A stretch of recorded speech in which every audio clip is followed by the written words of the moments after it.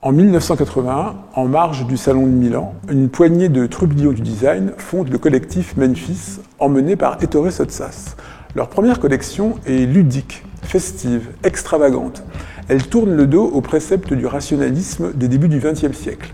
La forme suit la fonction, dogme du Bauhaus, il s'en démarque complètement. C'est aussi un regard critique qui est porté sur l'état, à cette époque, de l'industrie du design italien. Avec sa chaise First, Michele De Lucchi se démarque complètement de l'histoire récente du design italien. Elle ne ressemble absolument pas à un meuble conventionnel, ni ancien ni moderne. Elle est complètement déstructurée. Un disque métallique soutenu par 4 pieds. Au niveau de l'assise, tout est normal. Au niveau des accoudoirs, ça se corse un peu. Vous avez 2 boules un peu satellitaires sur un montant en acier sur lequel vous casez vos coudes. Au niveau du dossier, un simple disque en bois laqué bleu azur est censé vous apporter plus de confort en pivotant légèrement. Mais le confort Michele De Lucchi, ce n'est pas sa priorité. Il veut avant tout faire une chaise qui soit d'une esthétique vraiment nouvelle.